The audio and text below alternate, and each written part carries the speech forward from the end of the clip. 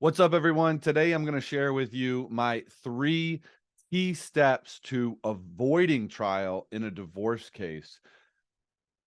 This is how I avoid trial in 99% of my divorce cases, and how I eliminate the stress, the expense, and the unpredictability that comes with trial in a divorce case. You often, there are some lawyers that are going to trial all the time. It seems like they're always having hearings, always having trials.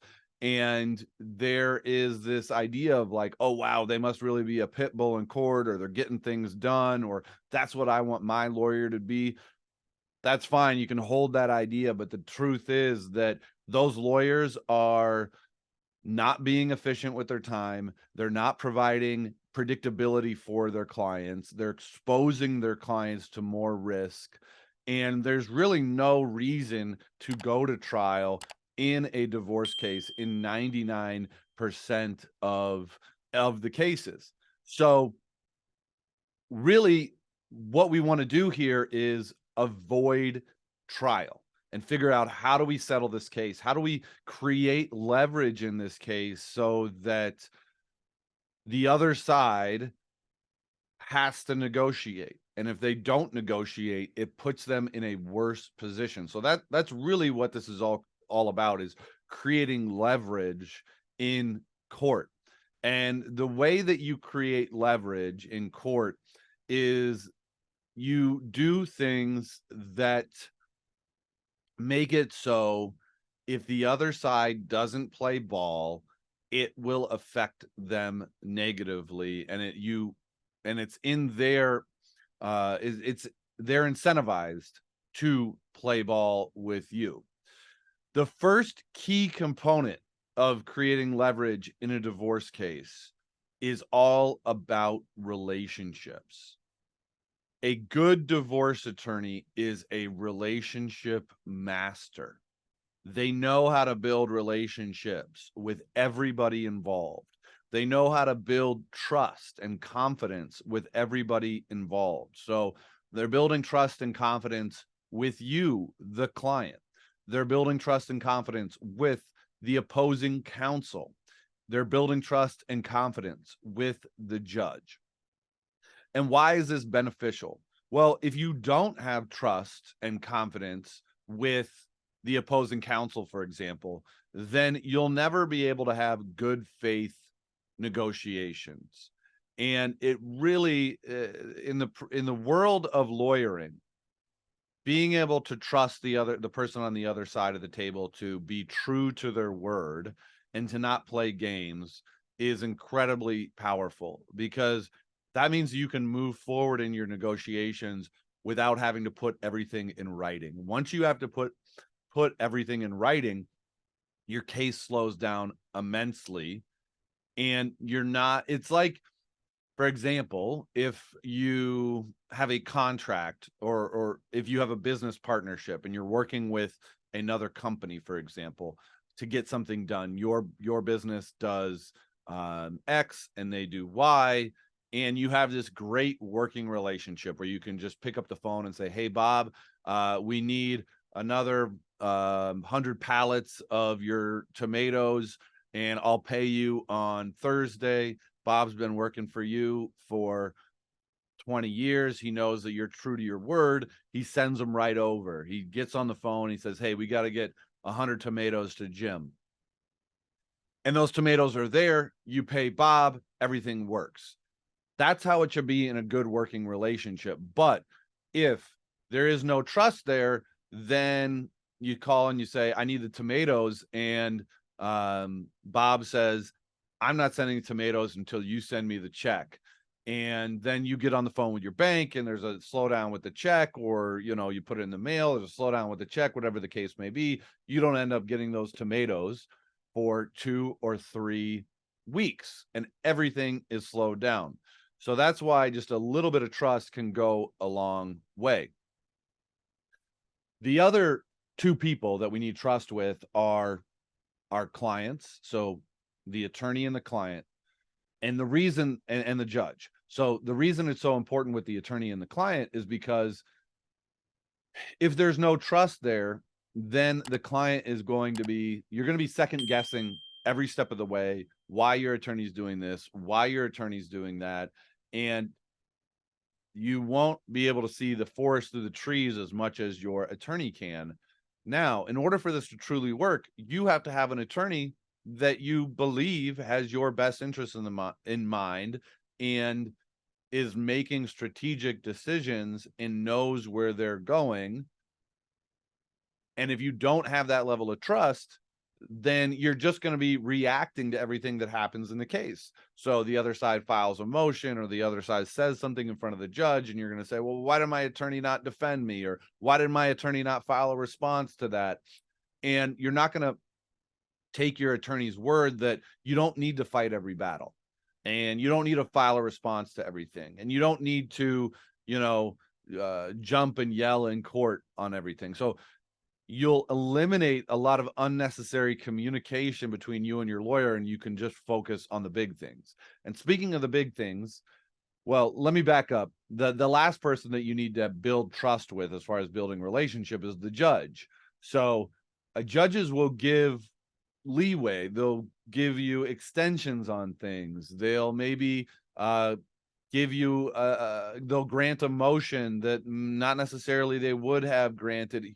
Judges are humans, and humans are social creatures. So if you treat a judge with kindness, respect, diligence, professionalism, you are going to get it in return to some degree. Some judges, maybe not as much, but the attorney that comes and is always arguing with the judge, always has a problem with the judge's orders, always is saying, well, judge, no, I want a little bit more, is not going to get as much as the attorney that can come with respect and professionalism and really build that relationship over time with the judge. It's all about the big picture. That's the second key. It's all about the big picture. You have to focus on the big goals rather than the small battles. What we do at the beginning of every case is talk to our clients about, what are your major goals in this case? Where would you like to be in a year? Where would you like to be in 5 years? If you don't have that clear vision, if you don't know where you're going, if you're just angry about the past, then you're going to be reacting again to everything that happens in court. And you're going to want your attorney to turn everything into a battle and fight over everything. The other side might be asking you to turn over documents, and you're saying to your attorney, well, I don't want to turn over this, I don't want to turn over that, or they haven't turned over this, or they haven't turned over that, I'm not going to give it anything if they don't get anything. All of that increases the possibility that you go to trial, because you get in these little back and forth, these little battles, and what those battles do is deteriorate the relationships that you have built. And once you deteriorate the relationships you have built, you cannot engage in a good faith negotiation. So every single little thing in the case turns into this big blow up where your attorney's having to file motions, having to go in front of the judge, and then the judge is saying, why are we fighting over this little stuff? And then your attorney's pointing the finger at the other attorney, and then you're upset because your bill's gotten higher. And it's this whole thing that is unnecessary if you just focus on the big picture. And oftentimes your attorney will say to you, that's not worth fighting over. That's not worth fighting over. That's not worth fighting over. And then you look at your attorney and you say, well, what am I paying you for? Well, you're paying your attorney to get you to that end goal. And you have to trust your attorney, again, back to the trust, that your attorney knows how to navigate the process and get you to that end goal. There's not going to be this finish line at the end of the race where you cross through and you win and you get handed a trophy. That is not how the divorce process works. It's about getting to the end and still being alive, still being able to breathe, not, being taken to the hospital because you didn't, because you exerted too much and, you ran the marathon without training for it. It's about getting to the finish line. And you're not going to be able to get it to the finish line if you just focus on every single battle that's in front of you. So What we do is we tell our clients all the time, that's not worth fighting over. That's not worth fighting over. That's not worth fighting over.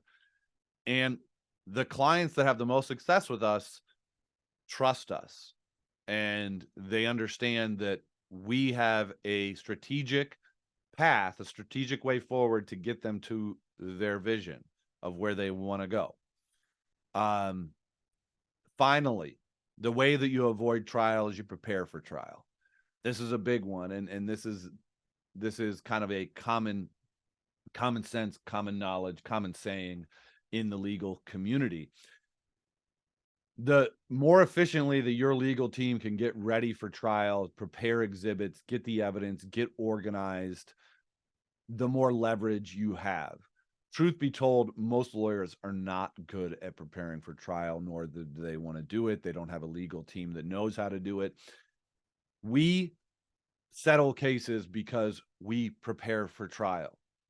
And the way that we prepare for trial is we get the most of preparing for trial and most of creating leverage in a divorce case is getting your financials locked in, getting that all done, getting that discovery piece done so that the other side can't point out and say, oh, well, I'm missing this and I'm missing that.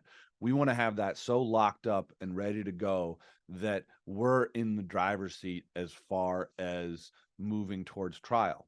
And oftentimes, financial issues, discovery fights, all that stuff distracts from more important things like custody issues. So if we can, the discovery phase, financial discovery, financial preparation is one of the things in the divorce process that you can truly control. And that's what we want to do. We want to control that process, get it all done, put it in a bow, wrap it up, send it off to the other side, check that box and say, okay, we're done. And now we can focus on negotiation. And if the other side doesn't want to negotiate, if they're going to play that game, we can easily say, fine, we're going to go to trial and we're ready. And that itself will motivate the other side to come back to the table because they'll realize, oh, they are ready and they've done everything to be ready. And then when you go in and you talk to the judge and the judge says, why do we have to go to trial for this?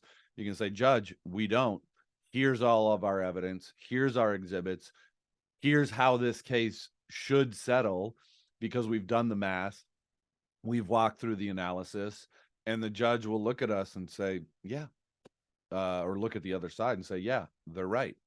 And then the other side does not have leverage because they haven't prepared for anything, or at least if they have prepared, they know that we are right, and we can re-engage in a good faith negotiation. Those are the three big things that make it so that we don't go to trial. We don't need to go to trial. And trial is expensive, it's stressful, it's unpredictable. So you don't need to go to trial. You don't need to fight every battle. You should focus on the big picture and you should build those relationships with the key people in your case, and you should find a lawyer that can build those relationships as well. I'll talk to you soon.